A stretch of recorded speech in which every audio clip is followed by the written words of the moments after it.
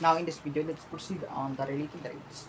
Example, a cylindrical tank with radius 5 meter is being filled with water at a rate of 3 cubic meter per minute. How fast is the height of the water increasing? So first muna is i-drawing natin kung ano yung sinasabi dito. So may set, meron tayong cylindrical tank.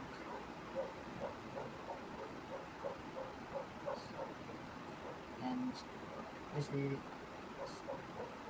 its radius is 5 meter.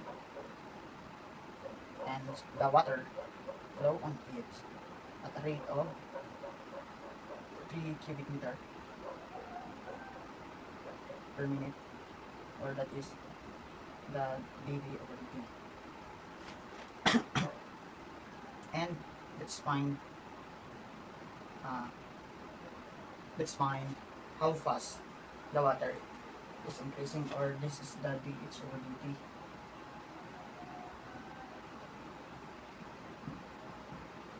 So ito yung hanapin natin using this concept.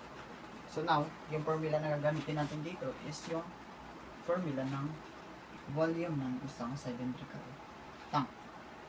So we have V is equal to pi r squared times height. So yun yung volume niya, which is i-derive lang natin to with dV over dt is equal to pi r squared. Yung pi r squared ay constant, so muna natin bilang silang constant, and yung h lang yung i-derive natin kasi hinahanap natin si dh over dt times dh over dt.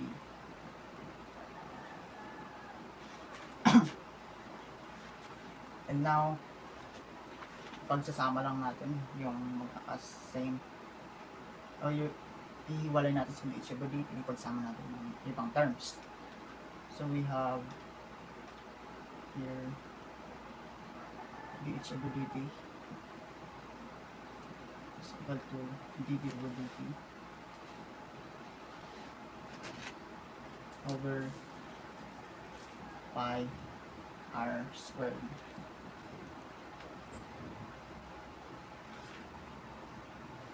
So ilalagay na natin yung mga values nito since this is given, and pi is constant. dh over dt is equal to, yung ating dv over dt is, that is the rate of water flowing, 3 cubic meter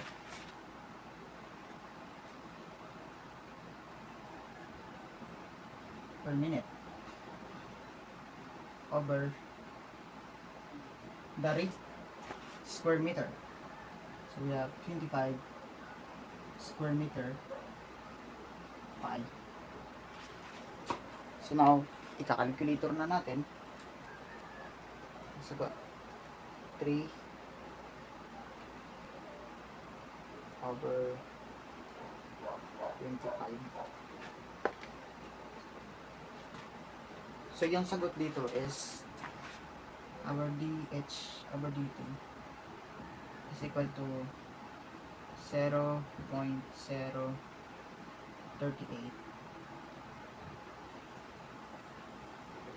meters per minute.